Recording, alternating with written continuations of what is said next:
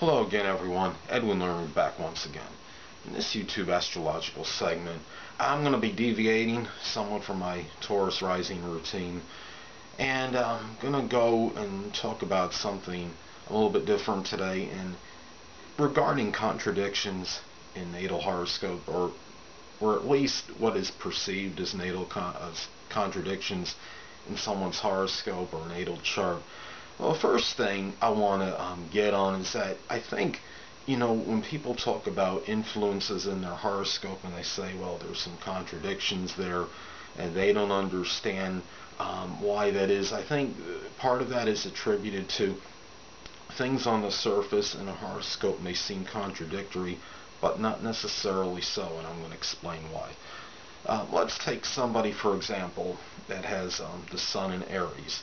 Okay, and Aries is known, to be very assertive and aggressive, and can frankly be very fearless, outspoken, just in their general approach to things in life. And you look at if you take someone, that has the sun in Aries, but let's say, I'm gonna throw this out there, that their Venus, the love sign, was in Pisces. Now, Venus in Pisces is going to be a little bit more timid, submissive, I guess you can say, a little bit, more shy in terms of expressing their love nature. They're not necessarily going to have the decisiveness as they are in their general persona, which is connected with their sun sign, would be Aries in this example. They're going to be, there's going to be a little bit more confusion. They're going to be more malleable, perhaps, in terms of love, and adaptable maybe to different personalities as far as the love nature would go, as opposed to the sun in Aries. Let's take somebody that has the sun in Gemini and Mercury in Taurus. Now, the sun in Gemini is going to be connected with the basic, character, the person's, basic wants. And, Gemini, is known, they can be very loquacious, talkative, verbose, having very good vocabulary, multifaceted, versatile, being able to do many different things, has a very, intellectual approach to matters, very, very like objective. And, you look at if someone has a sun in Gemini, it has Mercury in Taurus. Now, the person might be, a little bit more methodical in their speaking.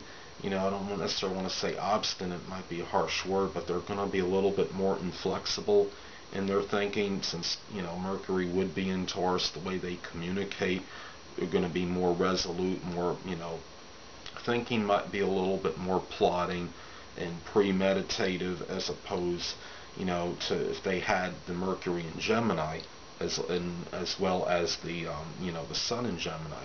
Now, the first example, what I was telling you about with the Sun in Aries and the Venus in Pisces, a person might express themselves very Aries-like in their basic character and personality, but in Venus being the sign planet connected with love, they could express themselves differently. And it's not so much that there's a strong contradiction in this example. It's just that someone can express themselves in a certain way, part of their being one way, and they might express, like in this example, their love nature another way.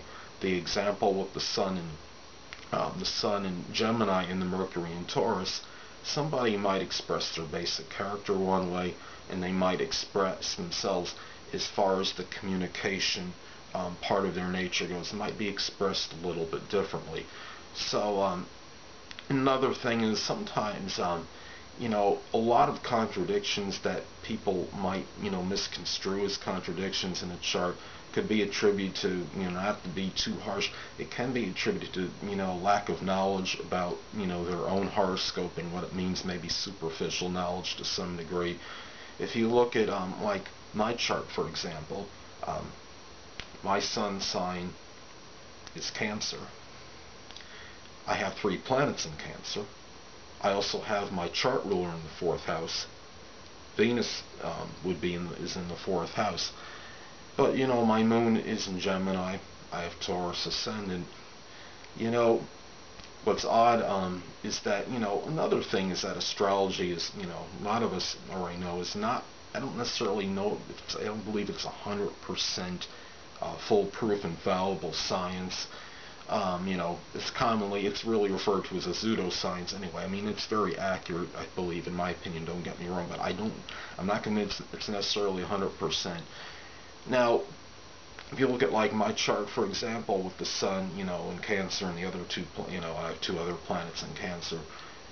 Cancer is known to be the sign of life-giving. Well, what's funny is I'm pushing 44 years old. I'll be 44 on July 1st. And I have no biological children, no children, period, actually, biological or otherwise.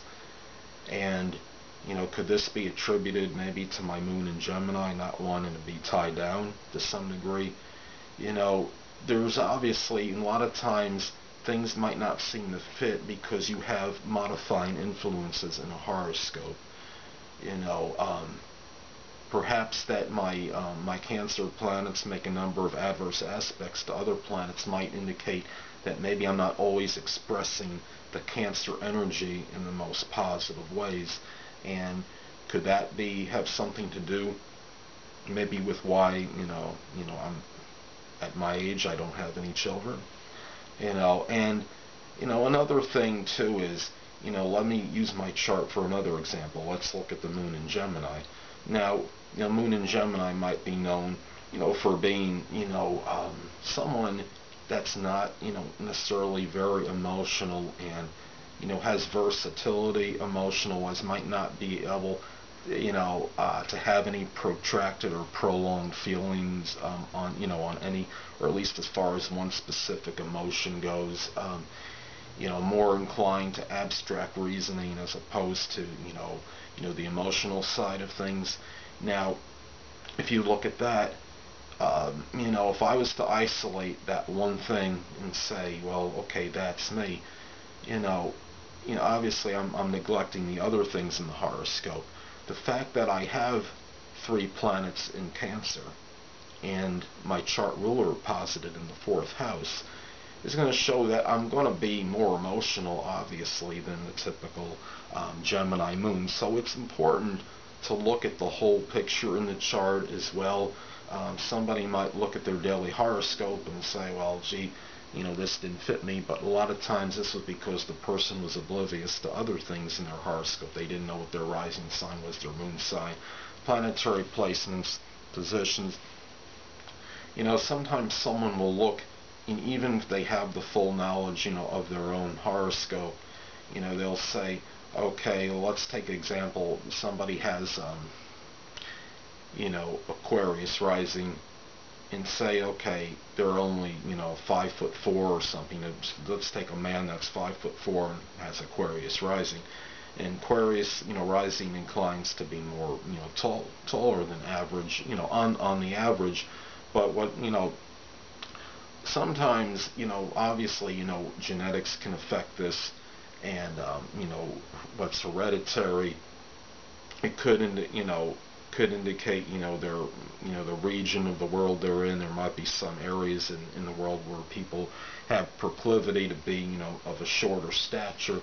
Sometimes, a person, stature, appearance will be, obviously, it will be affected by a planet that might be conjuncting, sun sign or rising sign. Somebody that has, Gemini, say, or Aquarius rising, and has Saturn conjunct the ascendant, might be shorter, or or just generally smaller in stature than otherwise indicated. Take former Major League Baseball player Eric Shaw, whose son is in Taurus. I believe May 19th. He's near the end of Taurus, probably like around 28, 29 degrees. And anyway, he was like 6'1", 185 pounds. He was a little bit, taller, more lanky than your typical Taurus. I couldn't find his rising sign online, but my suspicion would be that he probably has a different ascendant, since the probability of having the same ascendant as your sun sign is like 1 in 12 anyway. It's minuscule. So I mean, I'm looking, at him and thinking, well, maybe he could have like Aquarius, maybe, or Sagittarius rising. So, people look at, their sun signs, it doesn't fit. I act, in a way that's so contrary to it. That could be part of the reason, as well. When you look at and another interesting thing too, I think, is when you look at like some people's horoscopes and they have like, ascendant in a late degree, say, between 25 and 29 degrees, and or if they have an intercepted sign in their first house, they might take on some of the characteristics of that sign that is posited in their first house. And you take someone like, as a number of you have seen that chart I did with Justin Bieber, has Scorpio rising late, like 29 degrees, but he has Sagittarius intercepted in his first house. So even though, the fact that he has Scorpio rising, he's going to give off a lot more, I believe, Scorpio energy and outward characteristics of Scorpio as opposed to Sagittarius, might have, he might still have a little more Sagittarius in him than your typical Scorpio rising person. He's going to be a little bit more expansive, a little bit more upbeat and optimistic than your average Scorpio personality, and thus can make the personality somewhat paradoxical. So, take somebody, that has, Trent Dilfer is a former NFL quarterback. He's currently, I believe, NFL analyst on ESPN. His sun sign is Pisces, rising sign Leo. So you see a big contrast in the two. Pisces, is obviously, is kind of a passive sign, introverted, very, could be very, have acute sensitivity. And you look at Leo rising is almost the antithesis of this. Leo rising can be very gregarious, extroverted, commands attention, likes to be in the spotlight. So this tells me, Trent Dilfer, former NFL quarterback, obviously had a leadership position typical for a Leo rising. He wanted to be in command of the offense.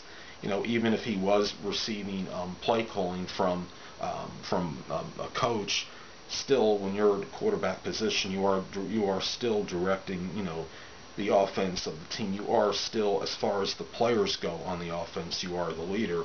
And in having the sun in Pisces, obviously maybe he vacillated, could vacillate maybe back and forth between introversion and extroversion in his own way, in his own time, perhaps, went around, select friends in private. He might be exuding, or exhibiting some of the more Pisces characteristics. For what we see, though, obviously exhibiting a lot of Leo characteristics. So, when it's possible that you can be, one way in one part of your life and another way in another part of your life. And I think that's basically, what I'm trying to get at in this, is that, astrology might have contradictions on the surface, but the reality is it's just a matter of knowing the chart and understanding your own horoscope and just natal charts in general and how the energies actually work. Person can be one way in one aspect or sector of his or her life and may act in another way in their another side of their life. So that's really pretty much what I'm I'm getting at as far as this I guess you could say my dissertation goes on astrology and contradictions in the natal horoscope. So anyway, people, I just wanted to get with you on that. And another thing I wanted to point out too is that also sometimes chart patterns can factor in. Somebody has say a Pisces ascendant, Pisces ascendant, might come across as somewhat nebulous. Somebody that, not always has an overabundance of direction, and, might be very versatile and multifaceted, which is similar to Gemini ascendant. But if you take a Pisces rising that has, say, like a bundle chart, and it's one of, I guess it's like, the configuration is such where it's near, at 140 degree, all the planets are grouped, at around 140 degrees or somewhere close to it, and if somebody had that pattern in their chart, had Pisces rising or Pisces sun, that person might be more focused and have a little bit more single-mindedness and persistence than your average Pisces rising.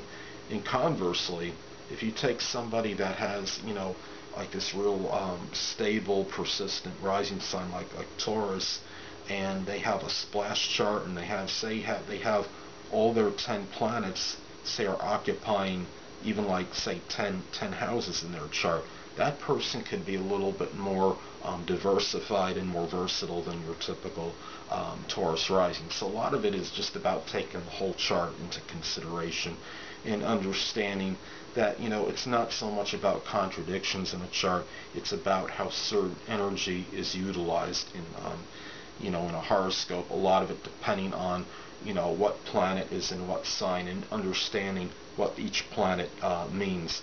And energy is expressed one way, in one manner. You might have energy expressed in a different way based on maybe having another planet in a different sign that might have completely opposite characteristics of another planet that you may have in a sign, but it's just being expressed in a different way. Well, anyway, people, that will conclude this YouTube astrological segment for talking about astrology, natal charts, and contradictions in the chart. Stay tuned next time, where I'll be continuing my house ruler segments. Two things I want to get with you on before I head out. Firstly, the stars may impel but do not compel. And secondly, never isolate any single astrological element, aspect, planetary placement, position, configuration, influence, or what have you, and make an analysis on a person, astrologically speaking, based on this alone. Because a person astrologically is the sum of all their components in their natal chart, and not just one. Until next time, people, stay well.